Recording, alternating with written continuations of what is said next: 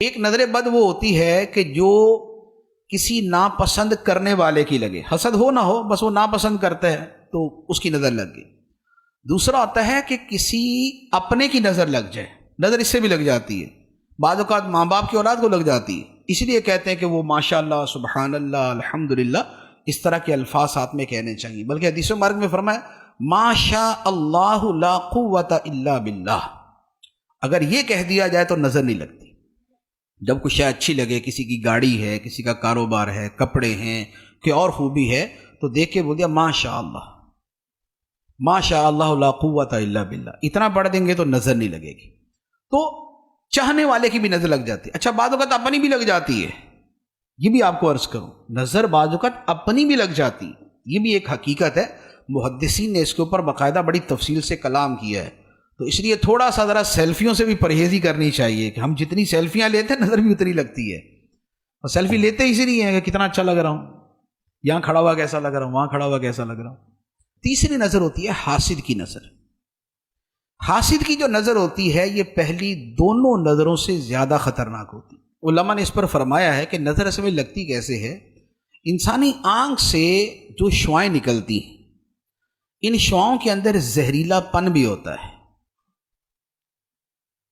آنکھوں سے نکلنے والی شعاؤں کے اثرات کا تو سب سمجھتے ہی ہیں نا، محبت سے دیکھیں تو اس کا بھی پتہ چل جاتا ہے، نفرت سے دیکھیں تو اس کا بھی پتہ چل جاتا ہے، اور اس میں ضروری نہیں ہوتا کہ بقیہ پورا چہرہ دیکھیں تو پتہ چلے، نگاہوں کی جو شعاع ہے وہی بتا دیتی ہے کس نظر سے دیکھ رہا ہے۔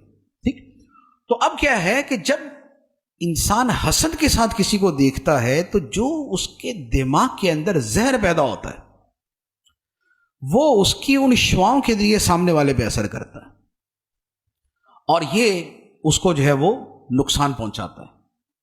تو اس لیے حسد والے کی جو نظر ہے یہ بھی بڑی شدید ہوتی ہے، اس لیے فرمایا گیا کہ اپنی نعمتیں چھپا کر حاسدوں سے بچو۔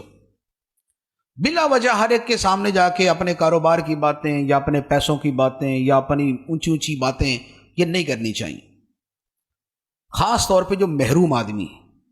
ایک ہے کہ ایک کاروباری دوسری کاروباری کے سامنے بات کر رہا ہے، وہاں بھی تھوڑی احتیاط چاہیے۔ ایک یہ ہے کہ اس کے سامنے بات کر رہا ہے کہ جو بالکل محروم ہے، کہ جو نگاہ حسرت اور نگاہ حسد ڈال دے گا، اس سے بچنا چاہیے۔ پچھلے زمانے میں علماء کیا فرماتے تھے کہ بازار سے کھانا خرید کے نہ کھاؤ، کھانا گھر کا ہونا چاہیے۔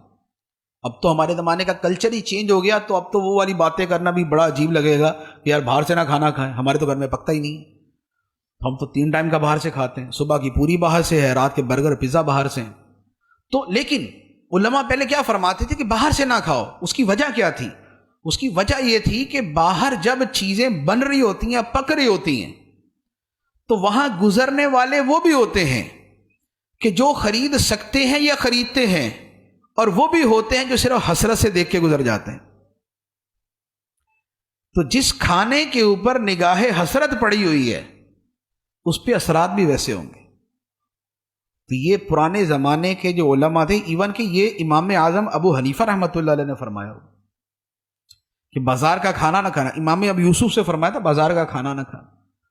تو یہ چیزیں جو ہیں ان کے اثرات ہوتے، تو اپنی نعمتیں چھپا کے حاسد سے اور حسرت والے سے بچنا چاہیے، اور بالفرض اگر محسوس ہو کہ نظر لگ گئی یا محسوس نہ بھی ہو تو جو سنت ہے کہ سورہ فلق اور سورہ ناس پڑھ کے روزانہ رات کو اپنے اوپر یا اپنے ہاتھوں پہ دم کر کے اپنے بدن پہ، چہرے پہ، جہاں جہاں ہاتھ پہنچے وہاں پر پھیر لے، تو انشاءاللہ یہ نظر سے حفاظت رہے گی۔